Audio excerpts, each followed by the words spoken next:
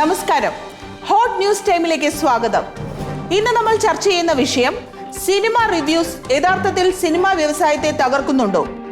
ഇന്ന് ഈ വിഷയത്തിൽ സംസാരിക്കാൻ നമ്മളോടൊപ്പം ചേരുന്നത് cinema director Shri Moidu, cinema review vlogger Pyari rocks, cinema reviewer Raghavannan, cinema നിരീക്ഷകൻ ശ്രീ സുഗതൻ ചാത്യാത്ത്. എല്ലാവർക്കും സ്വാഗതം. ശ്രീ മൊയ്തു സർ, താങ്കളുടെ ഏറ്റവും പുതിയ ചിത്രമായ വർമ്മയുടെ വരവ് എന്ന ചിത്രത്തിന്റെ പരാജയത്തിന് കാരണം റിവ്യൂസ് ആണ് എന്നൊരു ആരോപണം ഉണ്ടായിരുന്നല്ലോ. ഇതേക്കുറിച്ച് താങ്കൾക്ക് എന്താണ് പറയാനുള്ളത്?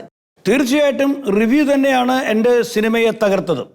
ഞാൻ സംവിധാനം ചെയ്ത വർമ്മയുടെ വരവ് എന്ന സിനിമ നല്ലൊരു സിനിമയായിരുന്നു. ഞാനും എൻ്റെ ഭാര്യയും ചേർന്നാണ് സിനിമ കാണാൻ പോയത്. എൻ്റെ ഭാര്യ തിയേറ്ററിൽ നിന്ന് പൊട്ടി കരഞ്ഞു പോയിട്ടുണ്ട്. എന്താണ് ചിരിക്കുന്നത് എനിക്ക് മനസ്സിലാവുന്നില്ല. എൻ്റെ നായികയും ഈ സിനിമ കണ്ടു പോകുമ്പോൾ കരഞ്ഞുകൊണ്ടാണ് പോയത്. അത്രയും നല്ല സിനിമയെ റിവ്യൂ എഴുതിയിട്ടാണ് തകർത്തത് എന്നുള്ള കാര്യം എനിക്ക് വ്യക്തമായിട്ടറിയാം. ഇതെന്തുണ്ടാക്കുന്നതെന്ന് അറിയോ? പ്രേക്ഷകരെ തിയേറ്ററിലേക്ക് എത്തിക്കില്ല. എന്നെ പോലുള്ള സംവിധായകർക്ക് ഇനിയും സിനിമ ചെയ്യാനുള്ള പ്രചോദനം നഷ്ടപ്പെടുത്തുകയാണ്. ഒരു 5000 രൂപയുടെ ഫോൺ ഉണ്ടെങ്കിൽ എന്തും വിളിച്ചു പറയാമെന്നുള്ള ഒരു ചിന്താഗതിയാണ് ഇവിടെ പലർക്കും. അത് പാടില്ല.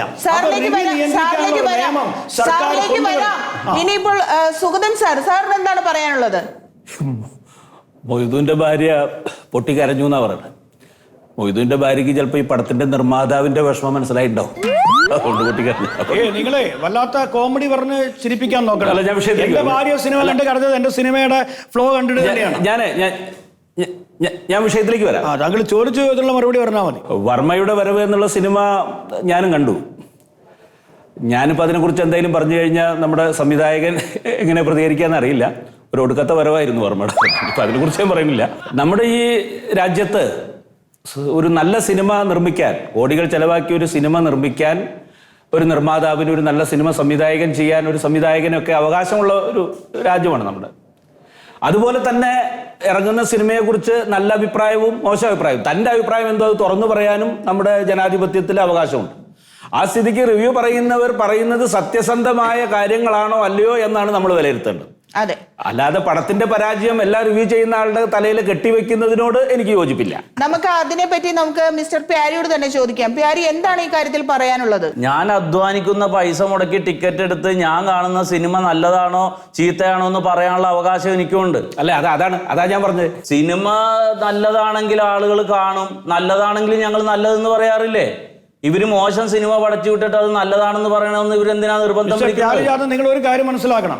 നിങ്ങൾ ഒരാൾ മാത്രമാണ് എന്റെ സിനിമയെ കുറിച്ച് വളരെ മോശമായിട്ടുള്ള പരാമർശങ്ങൾ നടത്തിയത്.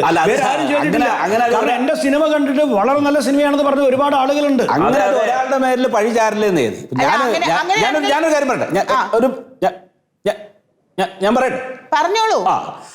അതായത് ഒരു സാധാരണക്കാരൻ 4 ആൾ പറഞ്ഞു കേട്ട ഒരു നല്ല പടമാണോ അല്ലയോ ഒന്ന് വിലയിരുത്തിയിട്ട് തന്നെയാണ് പോവുക. അപ്പൊ അത് കണ്ടു കഴിഞ്ഞിട്ട് അവർ സിനിമ കണ്ടു കഴിയുമ്പോൾ റിവ്യൂവും സിനിമയിലുള്ളതും വ്യത്യസ്തമായിട്ടുള്ളതാണെങ്കിൽ പിന്നീട് അദ്ദേഹത്തിന്റെ റിവ്യൂ കാണാൻ ആരും നിൽക്കില്ല. ഇപ്പൊ ഈ പ്യാരിജാതിന്റെ റിവ്യൂ കാണുന്നതിന്റെ ഉദ്ദേശം അയാൾ സത്യസന്ധമായി പറയുന്നു എന്നുള്ളത് കൊണ്ടാണ്. അതുകൊണ്ട് സിനിമ നിർമ്മിക്കുന്നവർ ശ്രദ്ധിക്കേണ്ട ഒരു കാര്യം, ഞാൻ അതിലേക്കാണ് വരുന്നത്.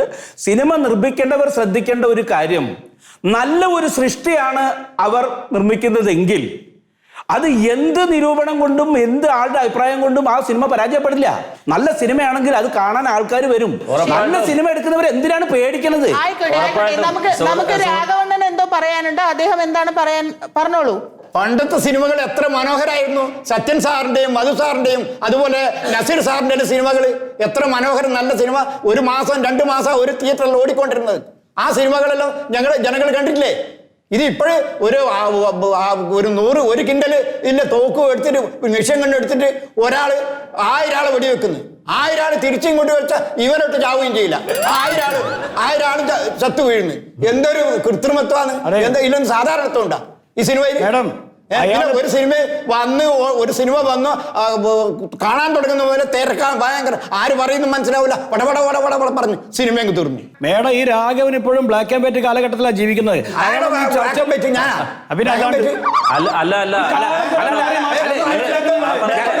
സിനിമയല്ല ബഹളം വെക്കരുത്.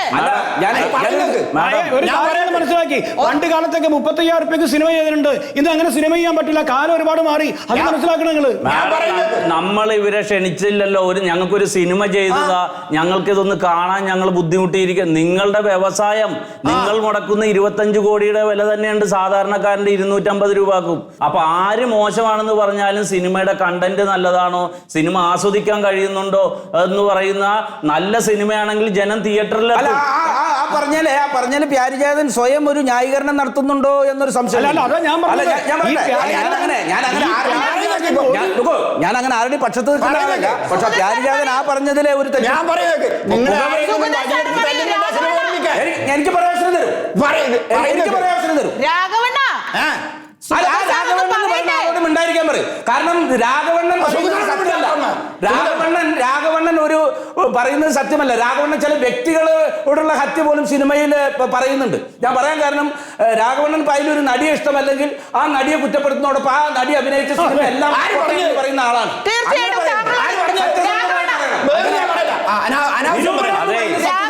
ഈ രാഘവൻ പറയുന്നത് ശരിയല്ല. അയാളെ മാറ്റി നിർത്തും. ഞാൻ വേറൊരു കാര്യം കൂടി ഞാൻ പറയാം.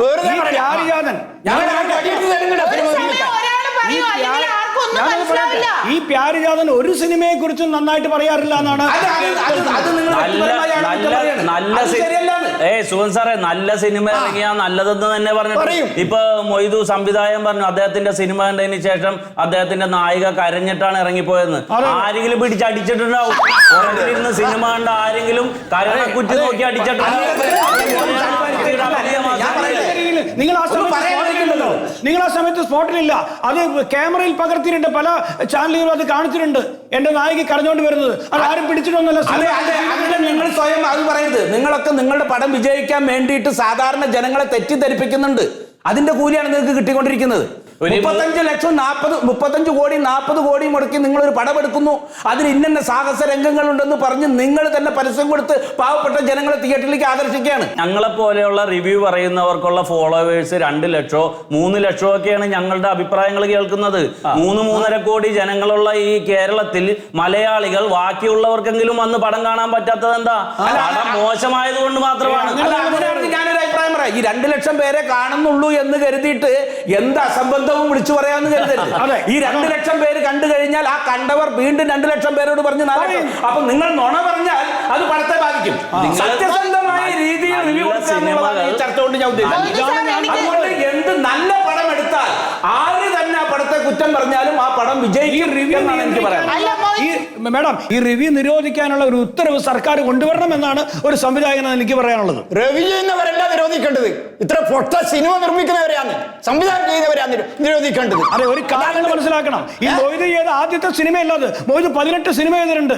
അതിൽ പല സിനിമകളും വിജയിച്ച സിനിമകളാണ്. ആയിക്കോട്ടെ, ഇപ്പൊ എനിക്ക് ചോദിക്കാനുള്ളത് പ്യാരിയോടാണ്. ഇപ്പൊ താങ്കൾക്ക് വക്കീൽ നോട്ടീസ് വന്നിരിക്കുകയാണ് ഈ വിഷയത്തിൽ. മാഡം, കേസ് കൊണ്ടും കോടതി കൊണ്ടൊന്നും ഞങ്ങളെ ആരും പേടിപ്പിക്കാൻ നിൽക്കണ്ട. വക്കീൽ നോട്ടീസ് വന്നത് ഞങ്ങൾ നിയമപരമായി നേരിടും. ഇനിയും സിനിമകളിൽ ഞങ്ങൾ റിവ്യൂ ചെയ്യും. നല്ല സിനിമയാണെങ്കിൽ നല്ലത് തന്നെ പറയും. ഇത്തരം മോശം പടങ്ങൾക്കെതിരെ ഞങ്ങൾ മോശമാണെന്ന് തന്നെ പറയും. അത് ഞങ്ങൾ റിവ്യൂ ചെയ്യുന്നവരുടെ കുറ്റമല്ല മലയാള സിനിമ പരാജയപ്പെടുന്നത്. നല്ല സിനിമകൾ ഉണ്ടാക്കാൻ കഴിവുണ്ടെങ്കിൽ നല്ല അഭിപ്രായങ്ങൾ പറയാനും ഞങ്ങൾ തയ്യാറാണ്. മോശം പടങ്ങൾക്ക് ഞങ്ങളുടെ ഭാഗത്തു നിന്നും നല്ല അഭിപ്രായം നിങ്ങൾ പ്രതീക്ഷിക്കണ്ട. നിങ്ങൾ അത്തരത്തിലുള്ള സിനിമ ഇവിടെ പിടിക്കണ്ട.